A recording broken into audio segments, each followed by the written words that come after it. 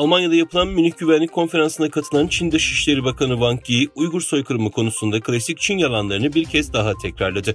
Çin Dışişleri Bakanı Wang Yi, geçen yıl Münih Güvenlik Konferansı'na katılarak güvenli bir dünya inşa etme konusunda konuştu. Açıklamalarında bazı ülkelerin Çin'e soğuk savaş mantığıyla yaklaşmasını eleştirdi. Bu yılki Münih Güvenlik Konferansı'nda Wang Yi, geçen yılki gibi davranmadı. Çin'in Uygurlara karşı uyguladığı soykırımı doğrudan savundu. Kendisi bazı siyasi güçlerin uluslararası toplumda Doğu Türkistan meselesiyle ilgili çok fazla yalan uydurduğunu iddia etti. Uygur soykırımının tamamen yalan olduğunu söyledi. Milli İstihbarat Teşkilatı İstanbul'da Çin istihbaratına çalışan ve Uygur aktivistlerle dernekleri hakkında bilgi toplayıp aktaran 6 şüpheliyi eş zamanlı operasyonla yakaladı. Bir diğer şüphelinin yakalanma çalışmaları ise devam ediyor. İstanbul Cumhuriyet Başsavcılığı Terör ve Örgütlü Suçlar Soruşturma Bürosu tarafından yürütülen soruşturma kapsamında Milli İstihbarat Teşkilatı tarafından iletilen bilgilerde Çin Halk Cumhuriyeti istihbarat unsurlarıyla görüşmeler gerçekleştirerek Türkiye'de yaşayan Doğu Türkistanlıların ileri gelenleri ve Türkiye'de faaliyet gösteren Doğu Türkistan dernekleri ve kuruluşları hakkında bilgi toplayan 7 şüpheli tespit edildi. Dün sabah İstanbul'da düzenlenen eş zamanlı operasyonda 7 şüpheliden 6'sı yakalandı. Bir şüphelinin yakalama çalışmaları ise devam ediyor.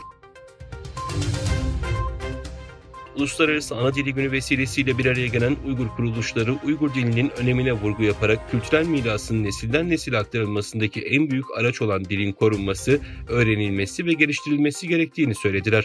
Uygur Akademisi Vakfı ile Uygur Ana Dili Komitesi, Tangnuri Eğitim Merkezi ve Elit Eğitim İşbirliği ile 17 Şubat'ta İstanbul Sabahattin Zaim Üniversitesi Konferans Salonu'nda düzenlenen Uluslararası Ana Dil Günü vesilesiyle Uygurlarda ana dil sevgisi konulu edebiyat ve sanat etkinlikleri gerçekleştirildi.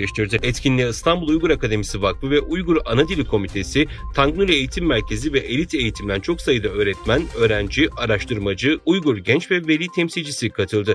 Etkinlikte Uygur gençlerinin Uygur dili ve edebiyatı ile ilgili şarkılar ve şiirler okuma gibi çeşitli gösterileri yer aldı. Suudi Arabistan, ABD'nin Gazze şeridinde ateşkes sağlanması talebiyle sunulan karar taslağını reddetmesi üzerine Birleşmiş Milletler Güvenlik Konseyi'nde reform çağrısında bulundu. Cezayir'in sunduğu ve Gazze'de acil ve kalıcı ateşkes öneren tasarı ABD tarafından veto edildi. İngiltere'nin çekimser kaldığı tasarı 13 ülke tarafından kabul edilmesine karşın daimi üye ABD'nin vetosuna takıldı.